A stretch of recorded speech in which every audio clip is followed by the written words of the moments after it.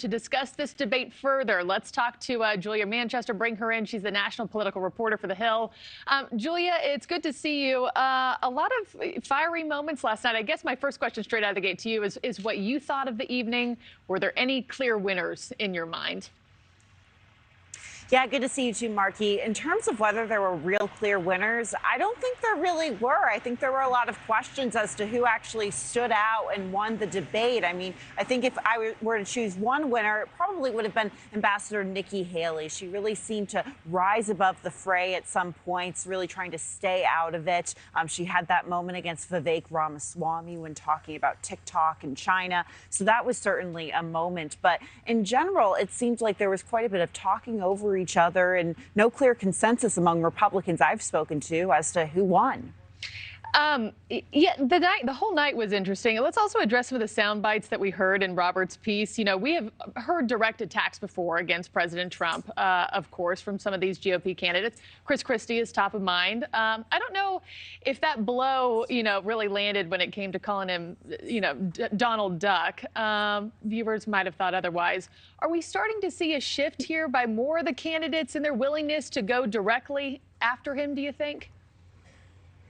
I think we're certainly trying to see a shift, and they have to at this point. Donald Trump continues to lead state and national polling by double digits. And for someone like Ron DeSantis, who has continuously polled second, he's looking not only to Donald Trump, but behind his shoulder at other rising candidates like Nikki Haley. He needs to make a play and do something and mix it up. And I know that a lot of Republicans and a lot of Republican donors have been calling for him to go on the offense against Donald Trump. And we saw him do that last night, attacking Donald Trump right out of the gate for not attending the debate, and also attacking Donald Trump over his stances on abortion and how abortion could be an electability factor for Republicans going into 2024. So definitely a bit of a change in strategy for Ron DeSantis. In terms of whether that makes an impact down the road, we'll have to see.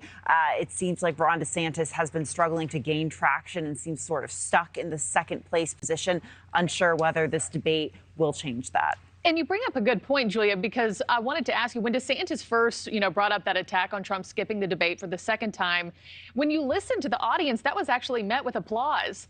So are we starting to see a shift in Republican voters and their willingness to accept other candidates criticizing President Trump? I'm not sure if we're seeing a shift in Republican voters overall. I'm not sure if looking at that debate venue last night in the audience is necessarily a good poll of the Republican primary electorate itself. I think you have a lot of donors, a lot of people, Republican insiders attending those debates. So they're not necessarily on Trump's side. But if you go to a state like New Hampshire, for example, we are starting to see a bit of a shift in polling in terms of that second tier, with some polls showing Nikki Haley pulling up ahead of Ron DeSantis, but Donald Trump continuing really to hold on to that first place spot. And last question for you, Julia, before I let you go. As we've mentioned several times already, President Trump obviously missed last night. He spoke to auto workers instead.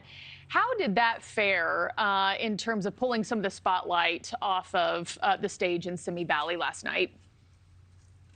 Yeah, it certainly created a split screen look. I think voters and, political observers were, engaged with both events at the same time. But even if Donald Trump didn't counter program in Michigan, I still think he managed to be a very big presence on that debate stage last night, with other candidates criticizing him, his policies being talked about. And we're talking about him the morning after the debate. So I think that's very telling about the impact Donald Trump had. Yeah, as we've said with Milwaukee, now Simi Valley, even if he's not physically on stage, Donald Trump is very much still on stage when it comes to these debates. Julia Manchester, thanks so much. Thank you for watching. Go to newsnationnow.com to find News Nation on your television provider. And don't forget to click the red subscribe button below to get more of News Nation's fact-driven, unbiased coverage.